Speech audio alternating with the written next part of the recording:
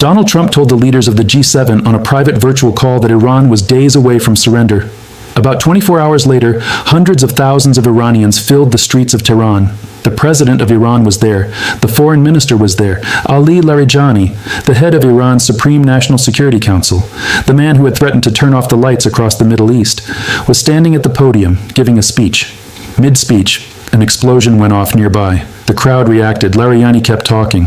That is the gap between Washington's assessment and the reality on the ground. But the rally is not the most important thing that happened this week. The most important thing is what the Defense Intelligence Agency quietly concluded in its preliminary damage assessment of Operation Epic Fury, the assessment that was briefed to Congress and that lawmakers have been carefully not repeating in full. The main objective of this entire military campaign was destroying Iran's nuclear program. The United States used the most powerful conventional bombs ever built to strike Iran's nuclear facilities. Satellite imagery showed craters. Officials declared success. The DIA's assessment said something different, and what it said is the reason this story exists. Here's what nobody in the Pentagon briefing room has answered publicly. If the bombs hit their targets and the craters are real, where is the uranium? Because the IAEA knows exactly how much there was. The stated primary objective of Operation Epic Fury was to destroy Iran's nuclear program before it produced a weapon. Before the war began, the International Atomic Energy Agency had confirmed a specific figure. Iran possessed 441 kilograms of uranium enriched to 60% purity. Experts estimate that uranium enriched to 60% can be converted to weapons-grade material within weeks. U.S. officials assessed that 441 kilograms was sufficient to produce 10 to 11 crude nuclear devices. That stockpile, its location, its security, its elimination, was the central military and strategic problem the entire campaign was designed to solve. The U.S. brought its most capable instrument to that problem, the GBU-57 Massive Ordnance Penetrator. Each bomb weighs approximately 30,000 pounds. It is delivered exclusively by the Northrop B-2 Spirit stealth bomber, the only aircraft capable of carrying it. The GBU-57 was specifically designed for one purpose, to destroy deeply buried, hardened underground facilities. It is the largest conventional bomb in the U.S. arsenal. There is nothing more powerful that does not involve a nuclear warhead. The B-2s flew, the bombs fell, Fordow fuel enrichment plant was targeted, Natanz nuclear facility was targeted. Satellite imagery showed large craters at both sites. Lindsey Graham told reporters that Iran's nuclear program had been obliterated at 3 sites. Here is the foreshadowing the entire story depends on. The GBU-57, under ideal conditions, penetrates approximately 200 feet of Earth before detonating.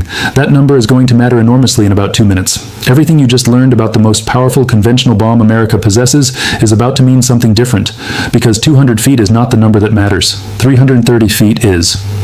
The central problem is not that the bombs missed. It is that the bombs hit exactly where they were aimed, and it still was not enough. Satellite imagery from the Institute for Science and International Security revealed continued construction activity at a site analysts have designated Pickaxe Mountain, a facility in the Zagros Mountains near Natanz. Construction began reportedly in 2020. When the IAEA requested details, Iran refused.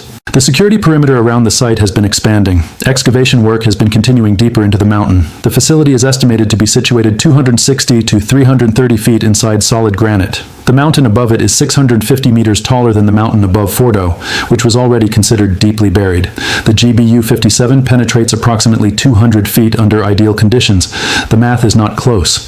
The deepest conventional bomb America possesses falls at least 60 feet short of the minimum depth estimate, and potentially 130 feet short of the maximum. No amount of additional strikes changes this arithmetic. The physics of the weapon meets the geology of the mountain, and the mountain wins. Dan Kane briefed Congress on this situation. Lawmakers were told directly, the underground facility is too deep to destroy with bunker busters. Chris Murphy stated publicly that some Iranian facilities are too deep to destroy. Michael McCall said most of the enriched material is likely still stored somewhere. The Defense Intelligence Agency's preliminary damage assessment concluded that Iran's nuclear program was not destroyed. The strikes likely set it back by months, not years, not permanently, months. Here is the unexpected complication that reframes the entire campaign. Iran reportedly moved the enriched uranium before the strikes occurred. The 441 kilograms of 60% enriched uranium, small enough to fit in containers roughly the size of scuba tanks or beer kegs, was not at Fordow or Natanz when the bombs hit. The craters are real. The targets were real. The uranium was already gone.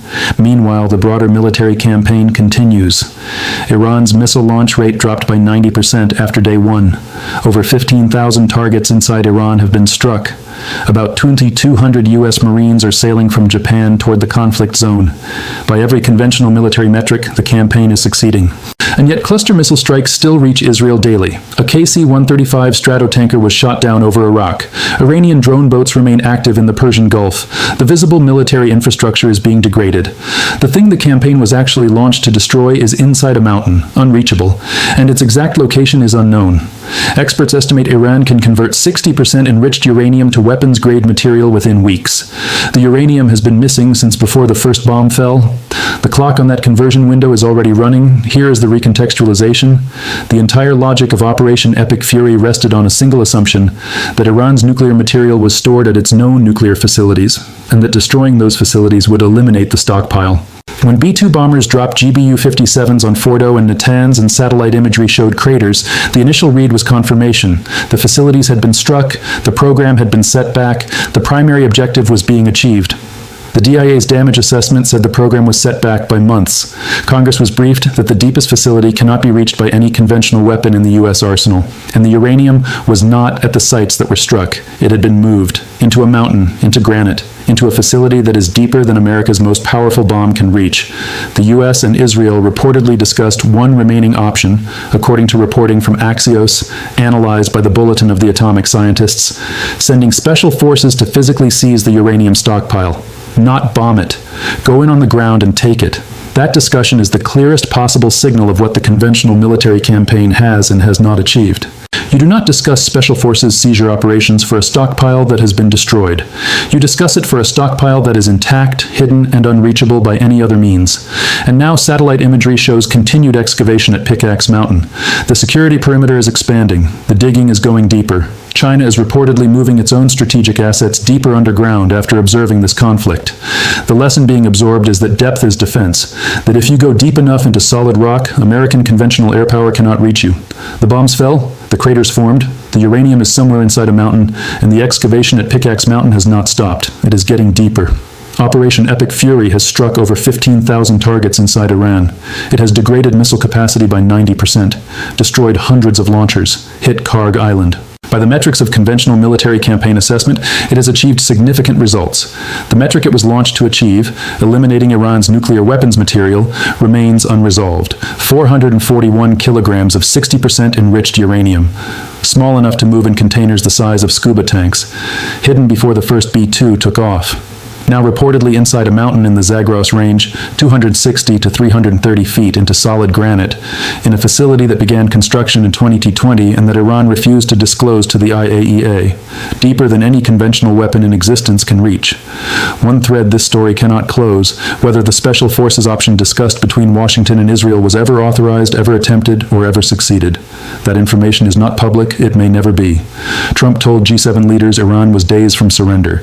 The DIA told Congress the nuclear program was set back by months. Both statements can be true simultaneously. That is precisely what makes the situation what it is. The uranium is still in the mountain, the excavation is still getting deeper. The gap between what is being declared publicly and what is being briefed privately to Congress is the story most coverage is not tracking. Subscribe if you want coverage that follows the classified briefings, the DIA assessments, and the satellite imagery rather than the press conference statements. And leave a comment. If conventional bombs cannot reach Iran's deepest nuclear facility, what should the United States actually do? And is there any good option left? One more thing. China is now building deeper. The lesson Iran just taught the world about underground storage is being applied by the one country whose nuclear program presents the longest-term strategic question. That story is coming next.